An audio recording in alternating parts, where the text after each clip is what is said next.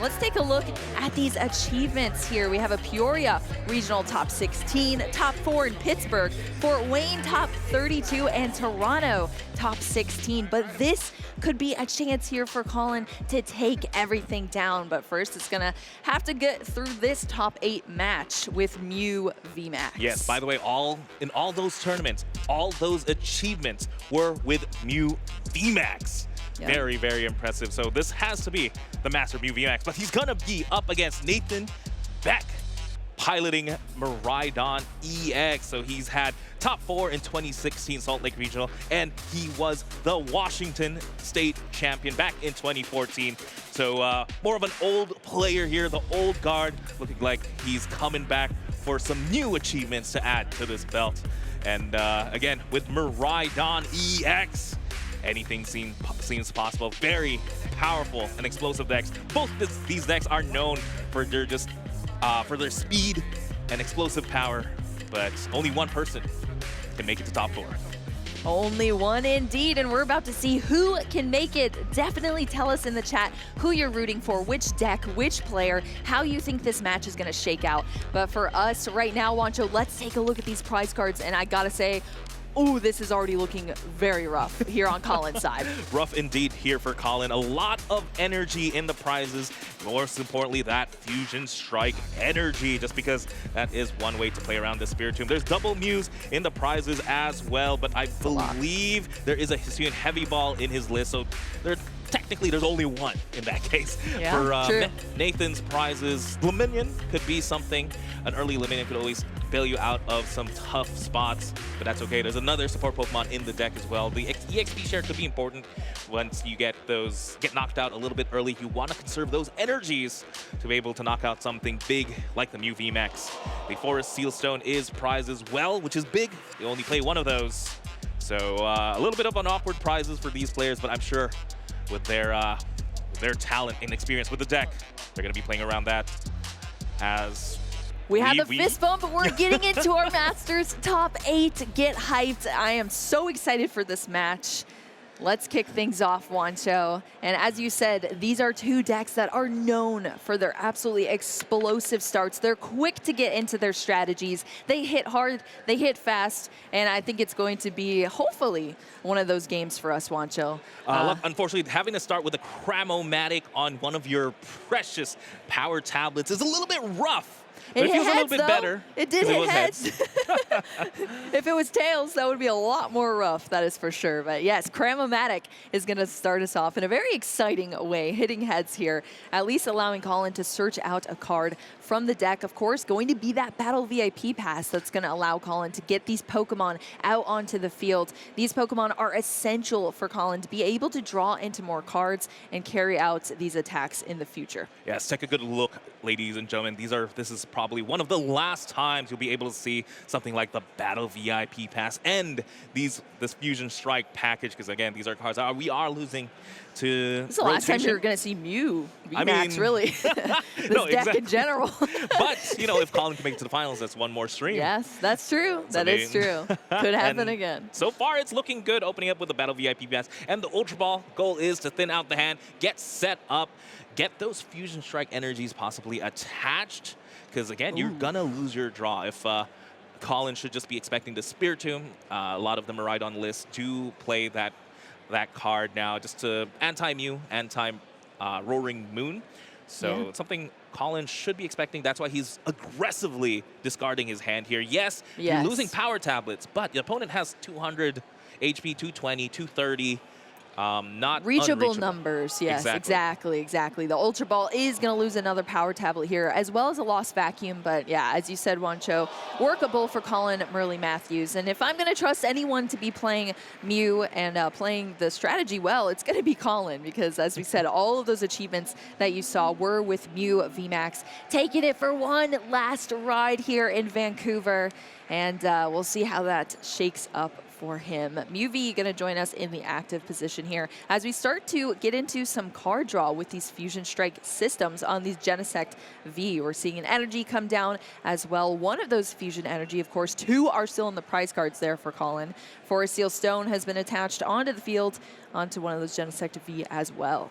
Yes, and this is what Mew does well. It looked like a little bit of an awkward start, having to try and flip for those battle VIP passes, but all it takes is one coin flip, one head, one battle VIP pass to really get set up. And as you can see here, it was a Fusion Strike system into something usable, a Battle VIP, Fusion Strike system into the energy that we sorely needed attached, and then Fusion Strike system into a Battle VIP pass. Yeah. And yeah, again, it just shows how important that ability is and how powerful it really is, as we are also getting the block slider Ice Cube to potentially target down something like the Spiritomb. And the early path to the peak is great. Yeah, shutting off something like the Squawkabilly and Miraidon for the next turn.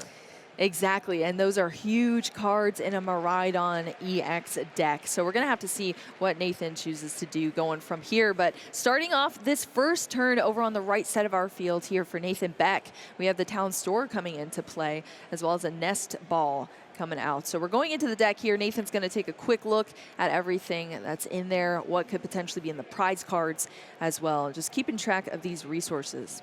Yes, the Town Store is a great card just because Town Store leads into Forest Seal Stone, which leads into pretty much anything to deck. And it bumps the path. Exactly. However, the Forest Seal Stone is prized. Oh, true. And that's true. A little bit less powerful there. The best thing the Town Store can grab, I believe, is an EXP share, which isn't bad to have, but not the best, because again, we don't know what we're working with in this turn. Ideally, maybe Nathan would like to get a turn 1 attack, maybe even with that Iron Hands EX on the Ice Cube to try and get 2 prizes.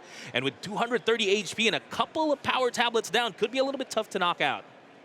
A little bit tough indeed. We're seeing our first electric generator after a couple things happened here. That Miraidon EX came down with the Nest Ball, of course, using its tandem unit ability to search out those other 2 electric Pokemon onto the field here in the Mareep and the Iron Hands EX. That's going to get one of those lightning energy attached to it as well from that electric generator. So Nathan is rocking and rolling here with the Miraidon EX. Let's talk this matchup though, Juancho. As we've discussed, these are 2 very fast, heavy-hitting decks. What is Nathan's strategy, and how do you get that edge on Mew VMAX in this matchup? You put on the pressure early. Nathan was able to go second, so that means he has the first attack in the game, potentially. And by just going for an early 2-2-2, potentially, that definitely wins you the game. But it is a little bit tough to take a knockout on something like the Mew VMAX. So, yeah, so definitely trying to get early knockouts is the name of the game here. And with that research, refreshing the hand, it definitely is possible. But because of the Town Store, or sorry, the Forest Seal Stone prize, it's a little bit tough to find something like the 1-of Double Turbo Energy. And it's a little bit tougher to attack with that Iron Hand. So just accepting that attach for turn and possibly trying to get another electric generator might be the goal here. Yeah, and this says a lot when you're playing into the Town Store, looking for a tool card here, and then coming up a little short. That's not great as for Nathan not being able to get that Forest Seal Stone, at least for this turn, but still gets that XP share there to be able to put on the Miraidon EX, but that is a little bit lackluster compared to how it could have been here for Nathan. Real quick, though, interestingly enough, there was the electric generator in hand, but I believe he opted not to play it. I think what was lacking was the switch card to get the Raichu out of the active even. And even then, there is no clear attack into the Mew EX, right? There's nothing there. Iron Hands cannot take a knockout on the Mew V, excuse me. Yes. No clear attack here, and ooh, Collin making full use of the Town Store themselves. Getting the Choice Belt is a great play, just because it is a damage modifier that doesn't technically go away. And they definitely need it for that Raichu V. All right, well, here we go. We're going to see this Alessa's Sparkle here. You have to target down your Pokemon that you're going to be attaching these Fusion Strike energy to. Only able to target down that Genesect V because the Fusion Strike energies are just not there. Wait, boo. Do I see double Fusion Strike energy on that Genesect? Are we going to see an all-natural Technoblast? What? Sometimes you don't need to copy the attack. I mean, Genesect can attack themselves. Yeah, that's true. I have seen it before. This wouldn't be the first time. It is quite rare because usually you are trying to copy those moves with the Mew VMAX. But I guess, yeah, Genesect can start swinging if they want to themselves. I mean, if it makes good use of the Fusion Strike energy, not only does it protect you from the Spiritomb, at least one of them? Yeah. Getting an attack off, 210 Technoblast, not too bad either. And that is one way to mitigate the damage as well. You're not depending on those double turbo energies, so you're getting the full 210. But right now, new VMAX in the active with the Choice Belt is just enough to take the knockout on something like the Raichu. I believe the only thing missing is a double turbo. I didn't quite see in the hand. Oh, it's on the hand? What? I didn't quite see it. I could have missed it. And there's still draws. I was about to say, we could still draw into it, so we'll see what Collin is able to do for this turn. But the Mew VMAX is here. We have the Choice Belt down. Alessa's Sparkle has been played for the turn as well for a supporter. We're going to have a switch into this Mew V, into the active, as we get into some of this draw here. What do we see in Wancho? Fusion Strike System, Forest Seal Stone, Escape Ropes, nothing good. I believe it's Fusion Strike System for 1! Oh, just a nest ball here for Collin. Oh, a little bit of a whiff there. And unfortunately, sometimes depending on those draws, not too strong, for sure. Yeah, that is definitely not what you want to see. Had to use that switch cart and then also the retreat there back into the ice queue. We're back over to Nathan's side now. So even though it was a little bit of a lack of momentum on the first turn, we're now here into this turn for Nathan. And we're kicking it off with another electric generator. Going to find us 1 lightning energy here to attack or attach onto this Iron Hands EX on the bench. Yes. And that Iron Hands EX should be ready to attack with at least Arm Press, 160 damage. Should be enough to knock out at least the Ice Cube. But again, we want to take those multiple extra prizes. Yes. Something Nathan could do as well. I don't know if the second EXP share was prized, but that would be great to get with that Town Sword, essentially for free. And a great way to conserve those energies as Pokemon Catcher is played. Woo, it's going to be a Tails this time around. So Nathan not able to gust there, but that's going to the discard pile. We're going to have the energy attachment onto that Raichu V in the active. So it does have a pivot option out. Restart for 1 is a little bit lackluster as well. Is there anything that can be played? No.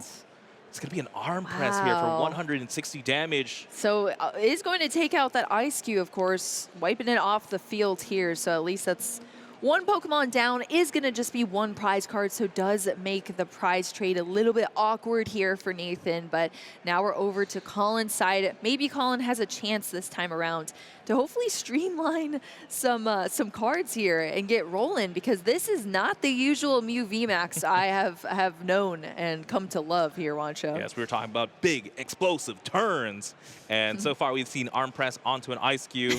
Not quite the best. A little bit slower. A little bit slower, indeed. Hey, anything can happen in the Pokemon TCG. Sometimes things just don't go the way that you expect them to. 100%. But this could be a big turn here for Collin as, again, benches another Genesect. It's going to be a lot of draws. No Spiritomb in sight just yet. We're looking for, well, hey, yeah, energy. That's one of them. That's one thing. And 2 damage modifiers. I know we're down a couple. We are, yes. So they need exactly 2 power tablets here to take a knockout on something like the Iron Hands and essentially get rid of the only attacking threat, or just take a boss's orders. We go Easy around. 2 prizes. We go around here. Yeah, I think it may have just been too big of an ask with the hand being so full. I mean, now we're seeing a Cramomatic on a Battle VIP pass. Is it a heads? It is. We are going to have that heads be able to search out a card here for Collin, but still could just establish the board here, see what's happening. It's going to be a Lost Vacuum here. I like the Lost Vacuum here just to remove something like the EXP share to prevent more energies getting saved. But then I know there's no Path to the Peak in the Miraidon list, just to be safe. I was just checking. But yeah, that seems like a pretty good target. Good way to thin down the hand as well. Yep. So not too bad there. Yeah, fantastic thinning card. Of course, if you're going to use it, you have to Lost Zone one of your own cards, then Lost Zone one of your opponents, either stadiums or tool cards. So it's a great way to use some cards in your hand to be able to draw a little bit more. But it's going to be a Path to the Peak coming into play here from Collin's side of the field. We do have the Choice Belt on this active Mew VMAX. We're copying this move here to be able to take a knockout on that Raichu V for 2 prize cards. Yes, and what a great play here by Collin, identifying that Nathan's hand was a little bit weaker, so maybe preventing a restart draw. Yes. Right? So at this point, I'm playing Path to the Peak to stop your draw, but luckily there is a stadium bump there. So that's why they did grab the Lost Vacuum just for the follow-up turn. Yeah. seems good still either way to be able to now remove the tool. Ultra Ball is played. The grab might be Marie because we do see a couple of lightning energies in the discard pile, and sure enough. You mean the Flaffy, right? Sorry, the Flaffy, the bigger sheep. The Flaffy, yes, the bigger sheep indeed. Going to be a very missed card here. Flaffy coming into play to help sustain this deck and accelerate energies. This is actually the perfect time to take a screenshot, ladies and gentlemen, of things that we could be losing. I mean, we are losing in rotation. All the Mew VMAXs, the Genesect, that Flaffy there. Just capture it 2024, right before rotation. We will miss you dearly. Zapdos going to come down into play here for Nathan, as well as this Peony. Getting the escape rope there just because we cannot deal with the Mew VMAX is a great play, in my opinion. I'm curious what Collin is going to opt to promote. Well, it depends on if this electric generator does hit, because then powering up a Miraidon EX to take a knockout on pretty much anything on the back seems like, hey, you know what? I'm going to copy your play. I can't knock out the active. Let's get something in the bench. Ooh, this is what you like to see. Electric Generator is going to hit 2 energy here for Nathan. Going to decide where to put it on these bench Pokemon here. It's going to be on that other Miraidon EX. The one without the EXP share, because I feel like the other one with the EXP share is just going to sit there and eventually get powered up by its fallen brethren. At some points, an energy will accumulate there, unless a lost vacuum happens. That could be a potential there. But yes, Nathan just aligning this board state with more energies, more potential attackers to close out this game in the future. We're going to see an escape rope here promoting the Genesect V from Collin's side, as well as this Miraidon EX from Nathan. Big knockout here from Nathan. So now they are essentially a Mew VMAX attack away from winning the knockout away from winning this match. But again, Collin playing this absolutely perfectly, leaving the double power tablets in hand. They saved it in their hand, did not target down the Iron Hands EX, so they should be able to take a knockout on something like this Miraidon, followed by either a boss knockout on a Mew EX or even a knockout on the Miraidon. Second Miraidon. Yeah. Box of Disaster, not sure how useful that is going to be in this matchup right now, in this specific moment, just because if you put it on the Mew VMAX, well, if the Mew VMAX goes down, you already lost the game. Yeah. But you could put it on a Genesect, for example. So if an escape rope does happen, you could promote it and essentially get free damage on the board, or at least we're thinning it out. You know what else you could do, Wancho? You can Lost Vacuum it. Hey, Lost Vacuum gonna take that card into the Lost Zone, as well as that EXP share as well. So it was there, now it's not. Miraidon EX has lost the cute hat.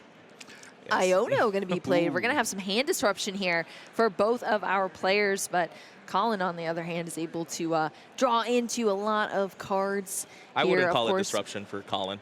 I know, right? It really is not. Yeah, it's just a nice, fresh new hands there. But at least a little bit of disruption here for Nathan. Only going to be able to draw into 3 cards, as many as prize cards are remaining off that Iono.